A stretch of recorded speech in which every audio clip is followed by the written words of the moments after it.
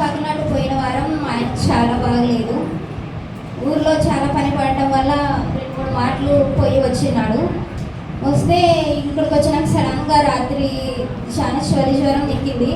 చలి జ్వరం ఎక్కగానే ఆయన హాస్పిటల్ లేవు, ఏం లేవు. నేను గట్టిగా ప్రార్థన చేసుకున్న, దేవా తండ్రి నా భర్తకి ఏసయ్య, నా భర్తకి నీవే బాగు చేయనైనా ఏసయ్య. ఈ సమయంలో ఏ వైద్యుడు అక్కర్లేదు, నేను ఉంటే చాలు నాకు అని నేను గట్టిగా ప్రార్థన చేసుకున్నా. వారం జ్వరంతో బాధపడ్డాడు, తనకైతే బాగైంది. మళ్ళీ ఒక 2 రోజుల తర్వాత మళ్ళీ నాకు సడన్గా కడుపు నొప్పి లేచింది. అక్కడ దివ్యరాణి మేడం ఉంటే అక్కడ వెళ్ళాను. వెళ్ళితే ఒక 2 టాబ్లెట్లు వేసుకున్న, ఒక 2 రోజులు ఒక రోజు తిరిగినాను ఆయన కాడికి, బాగా కాలేదు.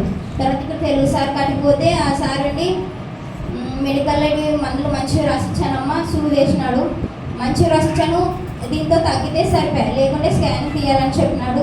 నాకు ఏం చేయాలో అర్థం కాలేదు, ఇంట్లో సరిగ్గా పనులు లేవు, చాలా ఇబ్బందులతో ఉన్నాం. మళ్ళీ స్కానింగ్ తీసి మళ్ళీ ఏమైనా వస్తుందో అని చాలా భయపడి ధైర్యంగా, దేవా తండ్రి నా కడుపు నొప్పి ఈ రోజుకి రోజు బాగైతే నీ సన్నిధానికి వచ్చి నేను రేపు వారం వచ్చి ఖచ్చితంగా సార్ నీ సన్నిధిలో సాక్షి చెప్తాననగా, నిన్న వారం కానీ అసలు కూర్చుంటానో లేదా చర్చికి వచ్చినా అనుకున్నాను.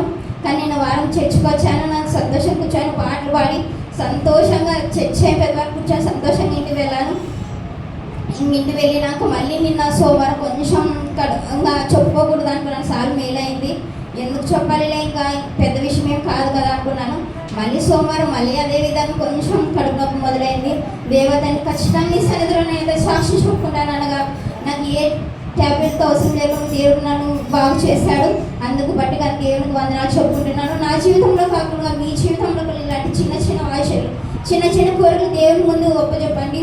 అలాగే మీరు దేవుడు తీర్చిన గొప్ప విషయాలు మన సన్నిధిలో చెప్పుకొని మన సన్నిధిలో చెప్పుకొని మన సగం కూడా ఇంకా బాగుపడాలని దేవుని కోరుకుంటూ ఈ చిన్న అవకాశాన్ని ఇచ్చిన పాస్టర్ గారికి వందనాలు చెప్పుకుంటూ నేను ముగిస్తున్నాను.